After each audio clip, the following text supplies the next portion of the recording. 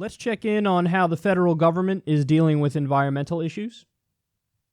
EPA data reveals dramatic decrease in enforcement of polluter fees.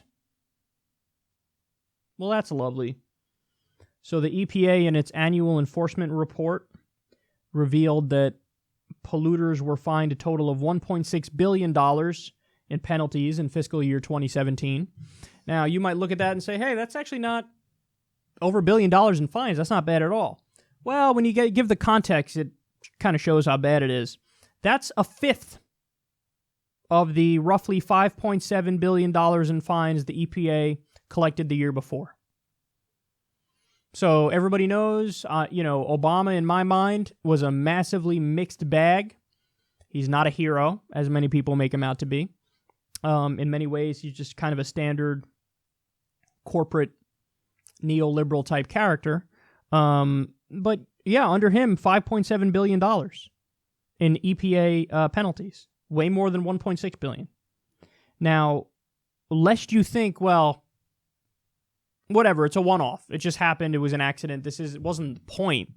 It's not like this government is letting polluters get away with it on purpose. Think again.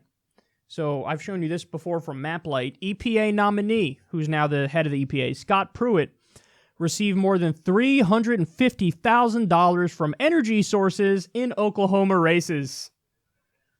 See, this is what's called brazen, blatant, overt, in-your-face corruption. That's exactly what this is. And now you see it. $350,000. By the way, Scott Pruitt sued the EPA over a dozen times. So a guy who sued the EPA endlessly is now the head of the EPA. He doesn't believe in the EPA, and he's the head of the EPA. So that $1.6 billion in fines, my prediction is it's going to go down. It's going to be even less as the administration rolls along here. So, wow. The EPA is there in name, but it's functionally not there. That's what I need everybody to understand. Because that's the whole point of Republican regulatory policy. They don't believe in regulation. They think it's a negative. And what's amazing is they're not nuanced enough to say, hey, in some situations it's bad, in other situations regulation is good.